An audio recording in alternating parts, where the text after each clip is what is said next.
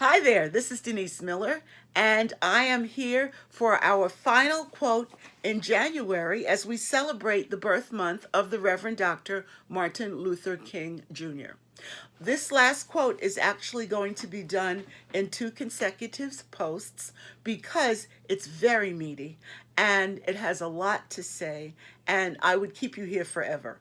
But before I go on, I ask you to please do hit the thumbs up, the heart, or whatever indicates that you like the post. If you like my content on the format where you're listening, on the platform where you're listening, please do subscribe and please do share.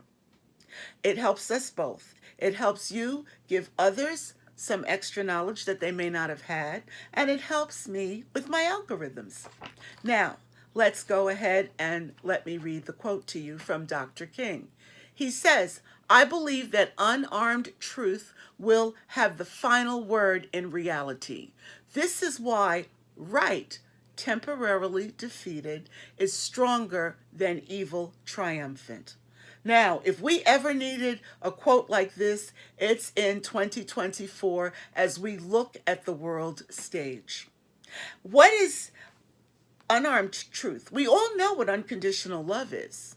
We all know that unconditional love is loving people regardless of their differences, regardless of the fact that we disagree, regardless of the fact that we don't even always understand. We treat them with an attitude of kindness and patience and looking for the right rather than looking at the wrong. Unconditional love isn't hearts and flowers. Unconditional love is patience and understanding. But what about unarmed truth? What in the heck is that? Well, let's go forward. Unarmed truth relates to both communications and it can also relate to leadership. And that's why I'm covering this post in 2 different segments. Let's talk about communications first. When you communicate with someone with an attitude of unarmed truth, you are being authentic. You're not going into their realm or into their world wanting to defend yourself. You're going in, being yourself, being honest, saying what you feel, but you're doing it in a nonviolent way. You're doing it in a gentle way. You're doing it in a way that expresses your passion, but not to the point that a person feels that they're backed up from or afraid of what it is you're saying. Sometimes as leaders, we can be very intense. I know I can be. And one of the things I've had to learn is to back off a little bit and to be a little bit more gentle and understanding because not everyone is as passionate as I am about anything, really.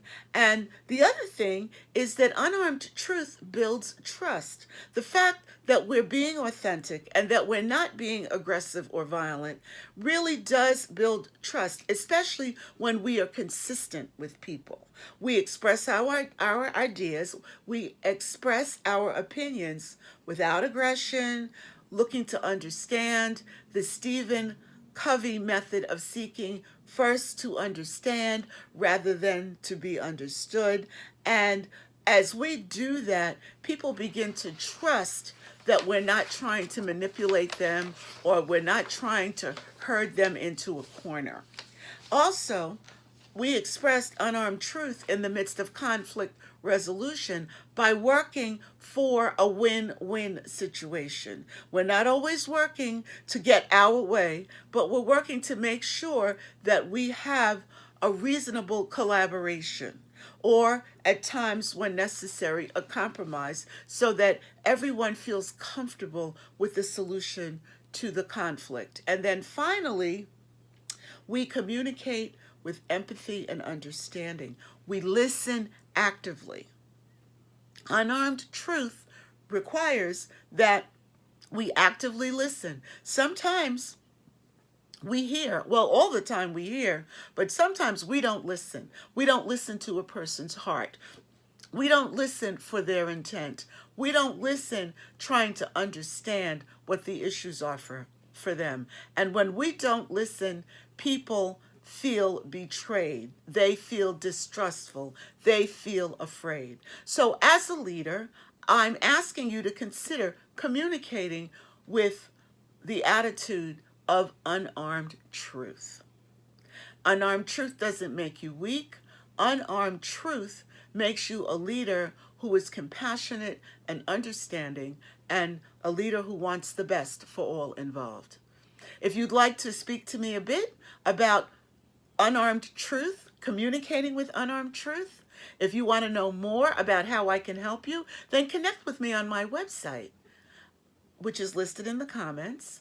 And you can email me at askdenise@dlmstrategiesltd.com. All of the links are in the description. Thank you so much, and I'll see you tomorrow.